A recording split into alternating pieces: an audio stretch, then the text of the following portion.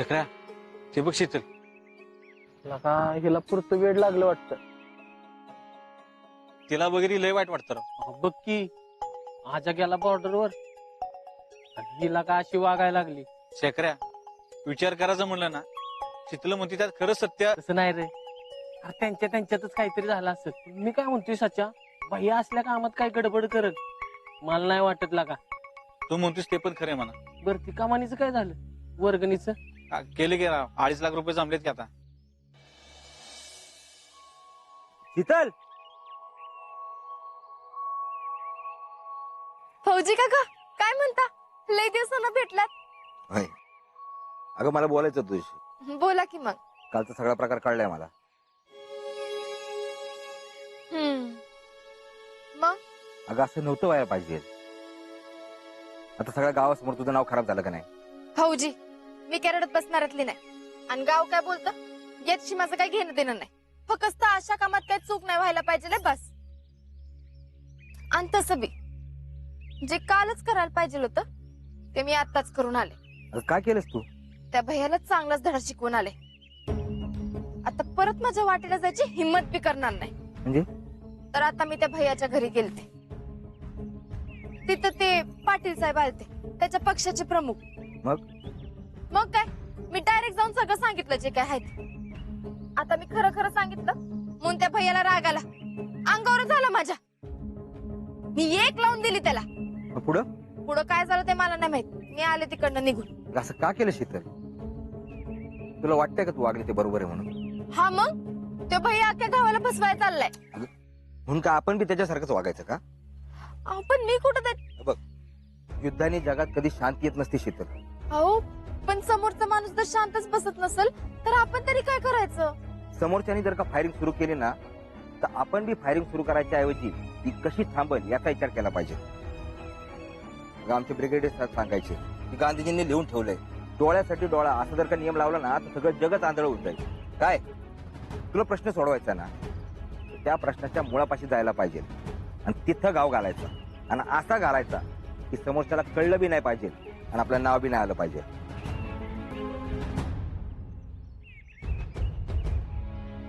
हा आता मला कळलं तुम्ही काय म्हणताय ती.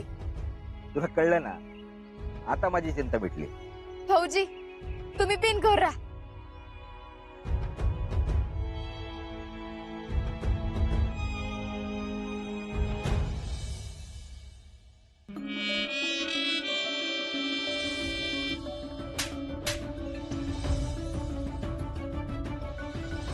आजपासून तुमच्यासाठी माझ्या पक्षाचे दरवाजे कायमचे बंद.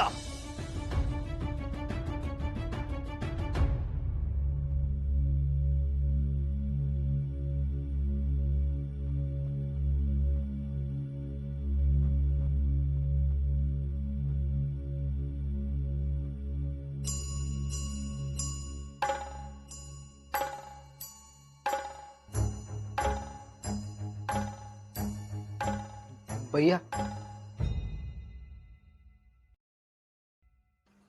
भैया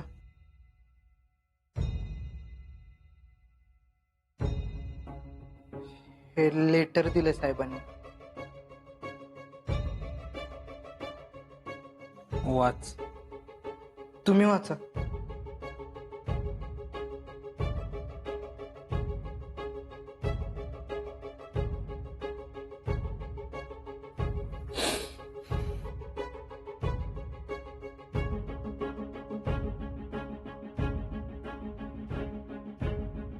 काय लिहिलेलं वाचलं का?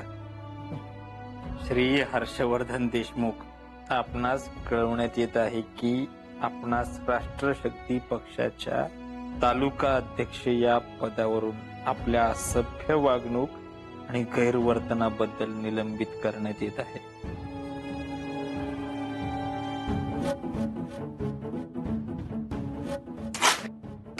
यांच्या या पक्षाच्या लय काम केले रे आम्ही, लय पैसा वाटला.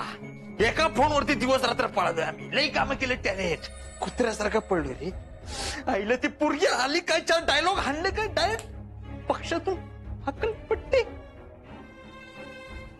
अरे वा, राष्ट्रशक्ती युवा पक्ष वा. अहो भैया, काय आहे? अहो आपण पेशन्स सोडायला नको होत्या भैया. तेच आपण पेशन्स धरून बसतो ना, हेच चुकलं आपलं. तिला तिथंच आपण काहीतरी करायला पाहिजे होतं. चायला त्या म्हाताराला तिकडे जेवायला बोलवलं, इकडे त्याला कौतुक कोणाचं त्या आज्याचं. चायला 4 टाळकी मागे घेऊन फिरायला जाते, त्यात कसली आली राखल. अहो भैया, लेट इट गो. काय लेटेड गो बेटेड गो काय नाही. पहिला आपल्या कामाच्या मध्ये मध्ये पाय घालते ना ते दोघं नवरा बायको. आईला त्या दोघाला एकत्र शहीद केलं पाहिजे. अहो भैया, तुम्ही माझं ऐका भैया. आता तुम्ही तुमच्यावर फोकस करा. हा हे टॅलेंट हे बरोबर बोलला. फोकस न हल्ला पाहिजे कामावरचा. भले आपल्याला पक्षातलं काढलं असलं तरी आपला गावातला होल्ड नाही गेला पाहिजे. टॅलेंट अजिबात नाही. अहो भैया, तुम्ही गावचं टेन्शन कशाला घेताय? गाव कुठे जातंय तेव्हा? तसं बी भैया गावात अजून कुणालाच कळलं नसेल. आणि जरी कळलं ना तर आपण स्वतः सांगायचं की भैयानी स्वतःच्या हाताने राजीनामा दिलाय. हा असं सांगायचं आपण. तर राहुल्याकडनं पैसे घेतले पाहिजे. आपल्याला लागतील आता. मी एक काम करतो, गोट्याला राहुल्याकडे पैसे आणायला पाठवतो. अरे हुकलायस काय तू? त्या गोठ्याला कुठं पाठवतो? तू अख्ख्या गावभर रिक्षा करून फिरवल. त्या भैयाने राहुल्याकडनं पैसे घेतले, आम्ही स्वतः जातो. हो भैया, तुम्ही स्वतः कशाला? हा आम्ही स्वतः जातो. आम्ही स्वतः जाऊन पैसे घेऊन येतो. पण त्याच्याकडनं पैसे घेताना आपण त्याच्याकडनं पैसे घेतले हा कुठल्याही प्रकारचा प्रूफ राहिला नाही पाहिजे. आणि तसं बी लाख जणांना सांगितलं तरी त्या राहुल्यावर कोण विश्वास ठेवणार आहे तेव्हा?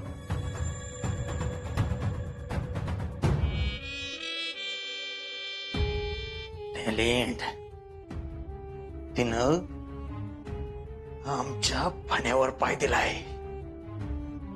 आता तिला स्वतःच का नाही बघत. आता सगळ्यांना कळल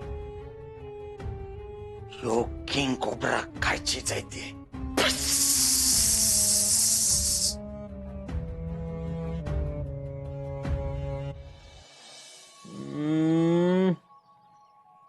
देशातील सुशिक्षित राज्य केरळ.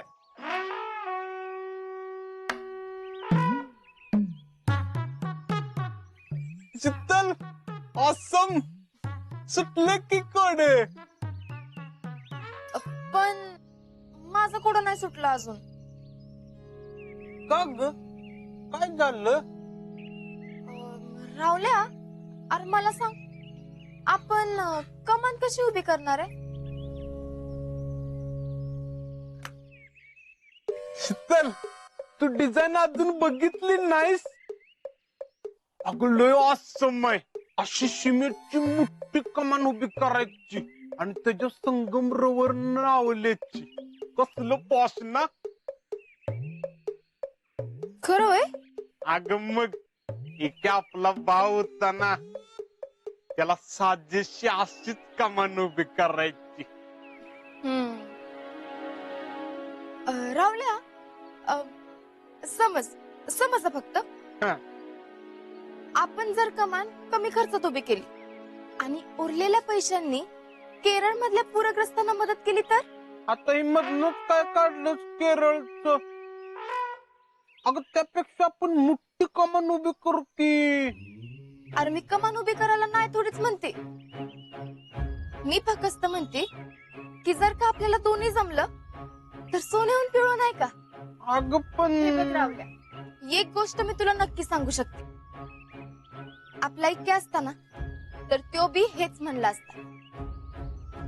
अरे तो तर उलट म्हणला असता की कमानीचं राहू द्या, आधी त्यांना मदत करा. राहुल्या, अख्खं राज्य बेघर झालंय, लई नुकसान झालंय त्यांचं. अरे लोक तर त्यांना कुठनं मदत करतायत. तर आपण भारतीय म्हणून त्यांची मदत करणं हे आपलं कर्तव्य नाही का? राहुल्या, विचार कर, त्यांच्या मदतीला सगळ्यात आधी कोण धावून आलं? तर भारतीय सैन्य दल आलं का नाही? तर आपण त्यांची मदत केली तरी त्याच्या आत मला भारीच वाटेल का नाही? मग आपण त्याला सेपरेट वर्गणी गोळा करू की. अरे राहुल्या, अरे सारखी वर्गणी द्यायला जमणार आहे का गावातल्यांना?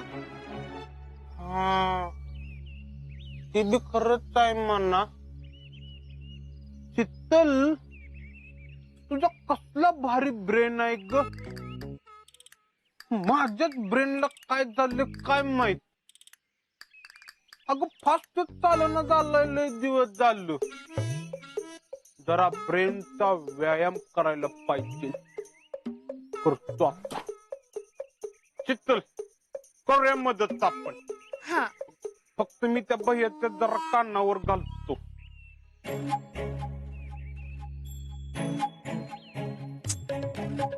आता त्याला आणि कशा सांगायला पाहिजे ले? असं कसं, दिस इज अ नॉट. आम्ही एकत्र आहे ना.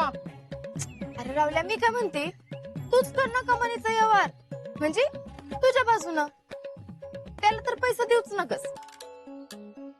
आता त्यांनी तुला दिलं नाही व्यवहार करायला, मग तुझं तू कर की मग.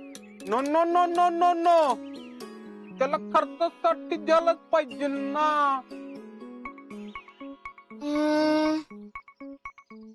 हा, मग एक काम कर. आता काय? हा, हे बघ, असं कर. तो तुझ्याकडे पैसे मागायला ना की तू त्याला पैसे देऊच नकस, म्हणजे फक्त नाटक कर. मग बघ तो तुझ्याशी कसं वागतोय ते. त्यांना काय होईल मग? त्यानं तुला त्याचं खरं रूप कळ. अरे एकदा वागून तर बघ. जर चांगलं वागला तर बेस्टच आहे, पण जर उलट बोलला, अंगावर आला, तर समज काय तर गडबड नक्कीच आहे म्हणून. शीतल, तुझं काय बी असतंय बघ. अरे रावल्या, एकदा करून तरी बघ. ओके, करतो बाय, करतो. हा, आणि हा, मला फोन करून सांग काय म्हणतोय ती. करतो करतो.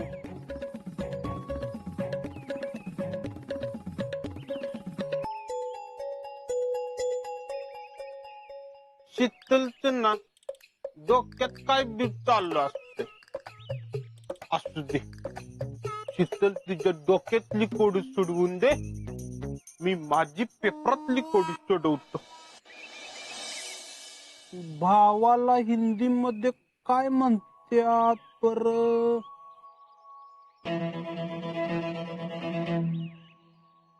भैया, हा भैया, तू? नमस्कार राहुल शेठ. नमस्कार नमस्कार. काय बिजी बिजी नाही ना? कुठलं बीजी आणि पीजी? ती जरा कोडी सोडवत बसलो होतो, तेवढंच म्हणलं जरा मेंदूचा व्यायाम होईल ना. बर राहुल शेठ, हा, एक जरा महत्वाचं काम होतं. बोला की काय? अरे ते पैसे दिले होते ना तुझ्याकडे कमानीचे, ते पाहिजेत. का हो? का? ते कॉन्ट्रॅक्टरला पैसे द्यायचेत ना, तर लवकरात लवकर काम चालू केलं पाहिजे. चालतंय की, एक मिनिट.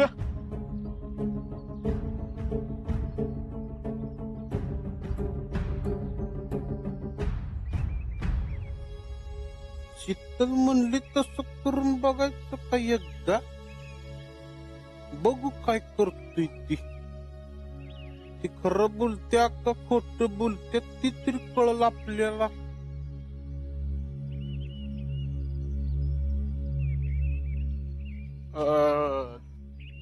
भैया, नाहीत पैसे.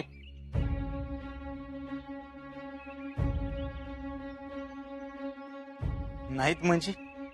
म्हणजे इथं नाहीत. हा, म्हणजे घरी ठेवले असतील ना. एक काम कर, जा घरी घेऊन ये. घरात पण नाहीत. अरे मग कुठे ठेवलेत पैसे? कुठं ठेवल्यात बर? हा, बँकेत ठेवल्यात. अरे बँकेत? बँकेत कोणाला विचारून ठेवलेत तू? बँकेत ठेवलं तर जरा नीट राहतील ना. एवढी मोठी रक्कम जवळ ठेवायची म्हणजे अवघड आहे ना. काय टॅलेंट, बरोबर आहे का नाही? हा, चल आपण बँकेत जाऊन काढून घेऊन येऊ. चल. हा, पण मी काय म्हणतो, ज्याला कुणाला द्यायचे पैसे त्याला आपण बँकेतनं ट्रान्सफर करू की. लय शहाणपणा करतोय काय? गप पैसे दे म्हणले की द्यायचे. लय पुढचं बोलू नकोस.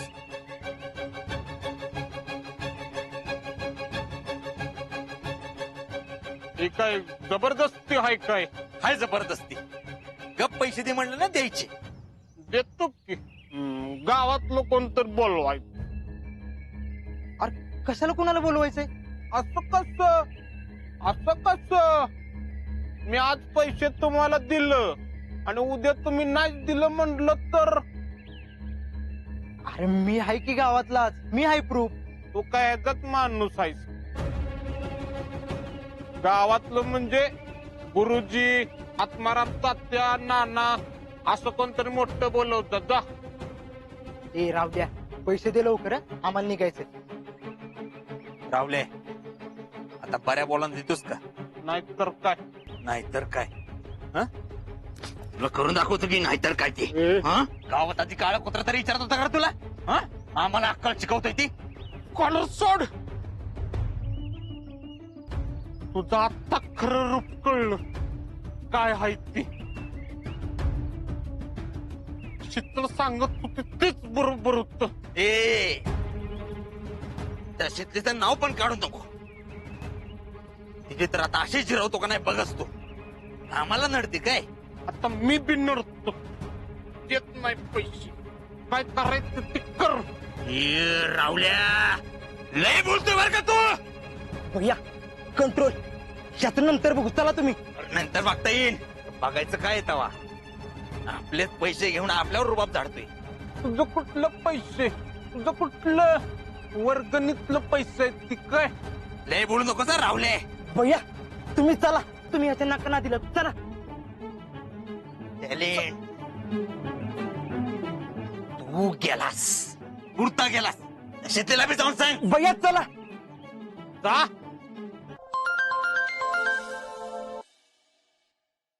हॅलो शीतल. हा रावल्या, काय झालं? सॉरी शीतल. कार काय झालंय पण? तू सांगत होती तीच खरं होतं.